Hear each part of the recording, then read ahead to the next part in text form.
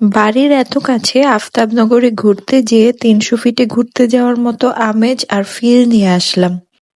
আজ জানুয়ারির ৩ তারিখ চলে গিয়েছিলাম ফিশ ফ্রাই রেস্টুরেন্ট আফতাবনগরে। এখানে অনেক ধরনের মাছ আর সি ফুড পাওয়া যায়। তো আমরা চুজ করছিলাম আমরা কোন মাছটি নিব। আমাদের মাছ অলরেডি অর্ডার করা শেষ। আমরা একটি কোরাল মাছ অর্ডার করেছিলাম আর সাথে একটি লাক্ষা মাছ অর্ডার করেছিলাম। কোনো প্ল্যান ছাড়াই বের হওয়া।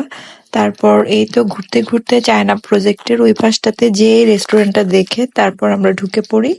বাহিরে কিন্তু অনেক ঠান্ডা ছিল আর অনেকদিন থেকে আমার চায়না প্রজেক্ট ঘুরে দেখার অনেক ইচ্ছে ছিল। তো এই তো আজকে সেই সৌভাগ্য হলো, দেখতে গেলাম। আর এই ফিশ ফ্রাই রেস্টুরেন্টটা কিন্তু একদম চায়না প্রজেক্টের একদম পাশেই। তো এতে ভিতরের এনভায়রনমেন্টটা আসলে অনেক সুন্দর। যারা ওখানে গিয়েছেন তারাই বলতে পারবেন। আমার মনে হচ্ছিল ৩০০ ফিটের কোনো রেস্টুরেন্টে আমি চলে এসেছি। অনেক ভালো লাগছিল। তো রাত যত বাড়ছিল ঠান্ডা তত বাড়ছিল আর আমরা শিয়ালের শব্দ শুনতে পেরেছিলাম।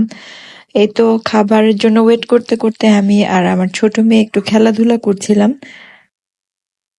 আর বড়টা সাফাকে তো কোনোভাবেই আটকে রাখা যায় না। ও ব্যালকনিতে যেয়ে রেড কালার লাইটিং দেয়া ছিল, ওখানে তার অনেক ভালো লাগছিল। সে ওখানে যেয়ে কতক্ষণ গান গাচ্ছে, কতক্ষণ নাচ করছে, অনেক এনজয় করছিল। আর একটু পর পর এসে আমাকে বলছিল, মাম্মা খাবার কখন আসবে, খাবার কখন আসবে।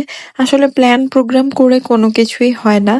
এই তো হঠাৎ ঘুরতে যেয়ে সুন্দর কিছু সময় কাটিয়ে আসলাম। তো ফার্স্টে আমাদের কোরাল মাছটা এসেছিল। তো এটা আসলে এত মজা ছিল কি বলবো, অনেক বেশি মশলা ছিল এমন না, কিন্তু এত জুসি আর লেবুর একটা স্ট্রং ফ্লেভার আসছিল, খুব ভালো লাগছিল। দেন ওইটা খাবার পর আমরা ওয়েট করছিলাম লাক্ষা মাছের যে বারবিকিউটা সেটার জন্য। তো রাত অলরেডি 10টা বেজে গিয়েছে। খাওয়া দাওয়া শেষ করে আমরা চলে যাব, এখানে আর বেশি দেরি করব না। তো আজকের জন্য এতটুকুই। ভালো থাকবেন সবাই। ভিডিওতে ভালো লাগলে লাইক, কমেন্ট, শেয়ার